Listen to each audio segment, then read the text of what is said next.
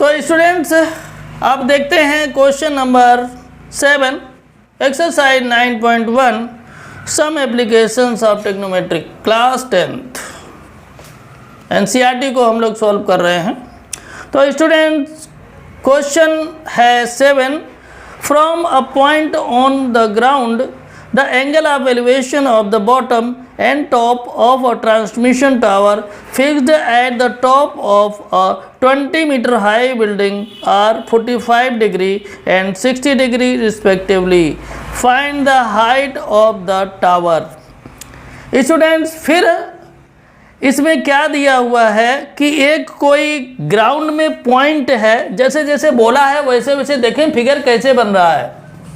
यहाँ पर ग्राउंड में एक ये पॉइंट है, ठीक है, मान लीजिएगा ये पॉइंट O है। जैसे जैसे हम बना रहे देखें, बुक में देखते जाएं क्वेश्चन को। और यहाँ पर एक बिल्डिंग है 20 मीटर, ये बिल्डिंग मान लीजिए ऐसी है ये बिल्डिंग, ठीक है, इसकी हाइट है 20 मीटर, ठीक है स्टूडेंट्स। आप क्या करेंगे, इसको आप ऐसे मिला दीजिए पॉइंट को। अब पॉइंट को जब मिला देंगे तो यहाँ पर इसके बिल्डिंग के ऊपर एक ट्रांसमिशन टावर लगा हुआ है, ठीक है। तो कहा गया है कि इसके टॉप का जो एंगल ऑफ एलिवेशन है वो 60 डिग्री है और बॉटम का 45 डिग्री है, ठीक है स्टूडेंट्स। आप इसको कर लीजिए P, ये हो जाएगा Q, ये हो जाएगा R। आप लोग अपने हिसाब से जो चाहे कर सकते हैं। इसमें जो क्वेश्चन पूछा गया है वो कहा गया find the height of the tower, कहा गया इसकी हाइट आप फाइंड कीजिए, ठीक है। तो चलिए स्टूडेंट्स हम लोग इसको सॉल्व करते हैं। जब इसको सॉल्व करेंगे तो क्या हो जाएगा, सबसे पहले हम ले लेंगे ट्रायंगल, इन ट्रायंगल कौन सा, OPQ, ठीक है, OPQ। स्टूडेंट्स यहाँ पर सबसे पहले हम लोग बेस निकालेंगे क्योंकि बेस पर ही सारा कुछ डिपेंड है। तो यहाँ अल्टीट्यूड आपका गिवन है, बेस निकालना है, तो अल्टीट्यूड और बेस का जो रिलेशन होता है वो किसका होता है, हाँ 10 का होता है, ठीक है ना। तो ये हो जाएगा 10 45 इक्वल टू, स्टूडेंट्स इस ट्रायंगल के लिए एंगल 45 ही है, इस ट्रायंगल के लिए एंगल 60 है, याद रखिएगा, उल्टा मत लगा दीजिएगा। तो ये हो जाएगा अल्टीट्यूड बाई बेस कितना हो जाएगा OQ। 1045 की वैल्यू स्टूडेंट्स कितनी होती है, 1 equal to 20 by OQ। Cross multiplication अगर हम कर देंगे तो क्या हो जाएगा, OQ equal to 20 metre. Clear. अब स्टूडेंट्स हम लोग किधर चलेंगे, अब आएंगे सीधा पूरा ले लेंगे ये। तो यहाँ हाइट जब लेने की बारी आएगी तो हाइट कितनी हो जाएगी स्टूडेंट्स, यहाँ की H और यहाँ की 20 टोटल मिला करके कितना हो जाएगा H प्लस 20, ठीक है। तो यहाँ देखें इन ट्रायंगल ROQ, ठीक है। तो हो जाएगा 10 60 इक्वल टू अल्टीट्यूड हो जाएगा H प्लस 20 अपॉन बेस कितना हो जाएगा OQ, हो जाएगा ना। अब देखिए आगे हम इसको जब सॉल्व करेंगे तो क्या हो जाएगा, 10 60 की वैल्यू कितनी होती है √3 इक्वल टू H प्लस 20 और OQ आपका अभी हम निकाल चुके हैं 20, ठीक है। क्रॉस मल्टीप्लिकेशन इसका ऐसे कर देते हैं तो ये क्या हो जाएगा, H प्लस 20 इक्वल टू हो जाएगा 20√3, ठीक। तो H इक्वल टू हो जाएगा 20√3 माइनस 20 है। तो अगर इसका हम ले लेंगे 20 कॉमन तो ब्रैकेट में हो जाएगा √3 माइनस 1 मीटर। तो स्टूडेंट्स ये हो जाएगी ट्रांसमिशन टावर की क्या हाइट। तो इस तरह से स्टूडेंट्स आपका क्वेश्चन नंबर 7 सॉल्व हो गया। उम्मीद है कि आप लोगों को इसमें कोई किसी तरह की प्रॉब्लम नहीं होगी। और स्टूडेंट्स हमने एक एक चीज़ इसमें बताई है। अगर आपको कहीं कोई दिक्कत हो तो वीडियो को पॉज करके या एक दो बार देख लेंगे तो आसानी से आपको आ जाएगा। तो ठीक है स्टूडेंट्स, अब हम लोग बढ़ेंगे नेक्स्ट क्वेश्चन, यानी क्वेश्चन नंबर 8 को सॉल्व करेंगे। तो देखते हैं। तो स्टूडेंट्स हम लोग क्वेश्चन नंबर 8 देखते हैं। क्वेश्चन नंबर 8 है, a statue 1.6 metre tall stands on the top of a pedestal from a point on the ground. The angle of elevation of the top of the statue is 60 degree and from the same point the angle of elevation of the top of pedestal is 45 degree. Find the height of the pedestal. Students अभी जो question number 7 में हमने figure बनाया था, near about वही figure है, बस केवल चेंज क्या है, जहां वहां बिल्डिंग थी यहाँ पेडेस्टल कर दिया है, वहां पर टावर था और यहाँ पर इन्होंने स्टैचू कर दिया है। बस इतना ही डिफरेंस है और कोई डिफरेंस हमें इस क्वेश्चन में लगता नहीं है स्टूडेंट्स। ठीक है, तो चलिए देखते हैं, बनाते हैं। ये आपका क्या हो जाएगा, पेडेस्टल। पेडेस्टल स्टूडेंट्स क्या होता है आप लोगों को बता दें। पेडेस्टल जो होता है, स्टैचू आपने देखी होगी जिस फाउंडेशन पर खड़ी होती है, जिसके ऊपर खड़ी होती है, वो आपका पेडेस्टल होता है। ठीक है, तो ये है और इसके ऊपर एक इस तरह से स्टैचू खड़ी है। अब इसमें कहा गया है कि 1.6 मीटर स्टैचू की हाइट है। ठीक है, और इसके बाद में एक ये पॉइंट है, यहाँ से ज़मीन पर है ये पॉइंट। यहाँ पर देखते हैं जो पेडेस्टल है इसके टॉप का जो एंगल है 45 डिग्री है और जो ये स्टैचू है उसके टॉप का एंगल 60 डिग्री है। ठीक है स्टूडेंट्स, यहाँ पर हम कर लेते हैं फिर वही O और यहाँ कर लेते हैं R। कोई दिक्कत?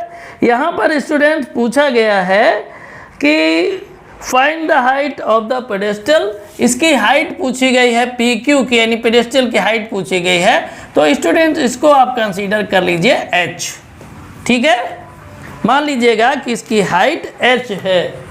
ठीक है, तो स्टूडेंट्स अब इसको हम सॉल्व करना शुरू करते हैं। तो आप इतना ध्यान रखें कि पहले हम ये ट्रायंगल ले लेंगे, इसके बाद में ये पूरा ट्रायंगल ले लेंगे। ठीक है, तो सबसे पहले ट्रायंगल कौन सा लेंगे, POQ।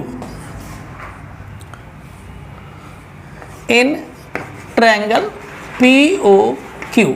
ठीक है, तो यहाँ क्या हो जाएगा, हमें बेस लेना है और हाइट ये है, तो क्या हो जाएगा, यहाँ पर मान लीजिएगा ये है, तो आप चाहें तो यहाँ पर कुछ मान सकते हैं, x भी मान सकते हैं। मान लीजिए x है, तो क्या हो जाएगा 10 45 equal to altitude by base यानी h बाई x। 10 45 की वैल्यू 1 होती है तो h बाई x हो जाएगा। स्टूडेंट्स क्रॉस मल्टीप्लिकेशन ऐसे अगर करेंगे तो ये x इक्वल टू h हो जाएगा, इक्वेशन नंबर फर्स्ट। ठीक है, अब पूरा ये जो ट्रायंगल है इसको लीजिए ROQ, यानी इन ट्रायंगल ROQ। इसमें क्या हो जाएगा 10 60 लेंगे ना स्टूडेंट्स, और यहाँ पूरा हाइट कितनी हो जाएगी, पूरी हाइट हो जाएगी 1.6 प्लस h अपॉन बेस हो जाएगा x। तो 10 60 की वैल्यू होती है √3 equal to 1.6 plus h by x upon ये 1 कर लेंगे, क्रॉस मल्टीप्लिकेशन कर देंगे। ठीक है, क्रॉस मल्टीप्लिकेशन अगर हम करेंगे तो क्या हो जाएगा देखते हैं। तो ये आपका हो जाएगा x√3 equal to 1.6 plus h। ठीक है, अब स्टूडेंट्स h की वैल्यू आप देखिए x की वैल्यू हम यहाँ पुट करेंगे क्योंकि x हमें नहीं निकालना है, हमें h निकालना है। तो इस वजह से यहाँ x इक्वल टू h है, यानी x की जगह पर हम h रख सकते हैं। तो यहाँ रख देते हैं, हो जाएगा h√3 equal to 1.6 plus h। ठीक है, अब क्या करेंगे, h√3 और इस h को यहाँ लेफ्ट में लाएंगे तो माइनस में हो जाएगा, तो ये हो जाएगा माइनस h इक्वल टू 1.6। अब स्टूडेंट्स क्या करेंगे, h ले लेंगे कॉमन, तो आ जाएगा √3 माइनस 1 इक्वल टू 1.6। अब देखिए h इक्वल टू कितना हो जाएगा, 1.6 अपॉन √3 माइनस 1। तो स्टूडेंट्स ये आ जाएगा। अब हम इसको आगे करेंगे। आप लोग अगर इसको कर लिए हों तो ठीक है, अदरवाइज़ आप लोग स्क्रीनशॉट ले सकते हैं। और इसके बाद आगे बढ़ते हैं कैलकुलेशन में। स्टूडेंट्स ईमानदारी से कैलकुलेशन करें, आप लोग आंसर देख देख कभी क्वेश्चन ना करें। बहुत से स्टूडेंट्स को हमने देखा है कि वो पहले आंसर देख लेते हैं, उसके बाद क्वेश्चन सॉल्व करते हैं, फिर इधर उधर से ला करके उसका आंसर मिला देते हैं। स्टूडेंट्स ऐसे आपको मार्क्स नहीं मिलेंगे, याद रखें। तो चलिए आगे सॉल्व करते हैं। तो h इक्वल टू हो जाएगा 1.6 बाई √3 माइनस 1।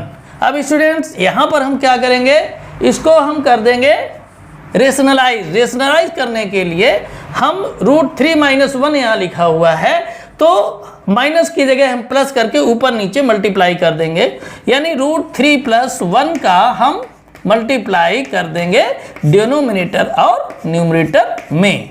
ठीक है, अब देखिए यहाँ हो क्या जाएगा, यहाँ हो जाएगा 1.6 ब्रैकेट में हो जाएगा √3 प्लस 1। ठीक है, नीचे क्या हो जाएगा, नीचे आपका ये हो जाएगा √3 माइनस 1 और √3 प्लस 1। मतलब क्या है, एक आइडेंटिटी आपकी होती है a माइनस बी, दूसरे ब्रैकेट में a plus B equal to a² minus b²। ये होता है स्टूडेंट्स।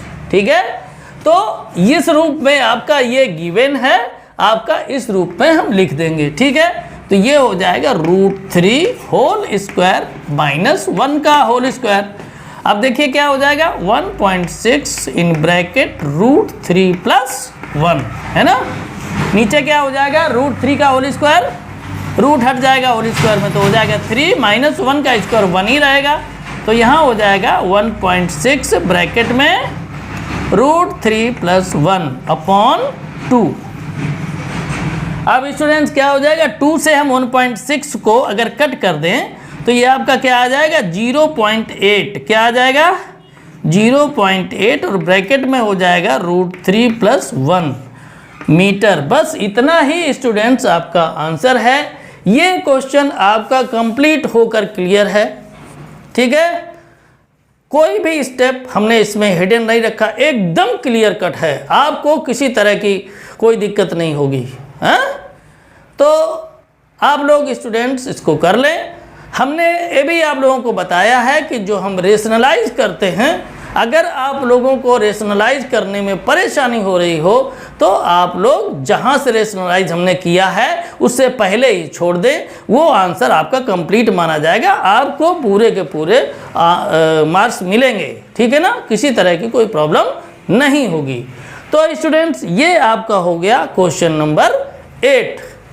तो आगे देखते हैं क्वेश्चन नंबर 9। तो स्टूडेंट्स क्वेश्चन नंबर 9 है, the angle of elevation of the top of building from a foot of the tower is 30 degree and the angle of elevation of the top of the tower from the foot of the building 60 degree. If the tower is 50 metre high, find the height of the building. Students आप लोगों को एक चीज़ बता दें कि अगर building और tower की कंडीशन आ जाए तो आप याद रखेंगे कि बिल्डिंग हमेशा छोटी रहेगी टावर से, टावर बड़ा रहेगा। ठीक है, क्लियर। तो यहाँ पर आप देखें, ऐसे एक टावर बना लेते हैं, ये आपका टावर हो गया और ये एक बिल्डिंग हो जाएगी। ठीक है, थोड़ा और पास में बना लेते हैं ऐसे। ये बिल्डिंग हो गई, मान लीजिए ये ए और बी, और ये पी और क्यू, पी क्यू आपका टावर हो गया। ऐसे बेस के पैरेलल इसको मिला दीजिए।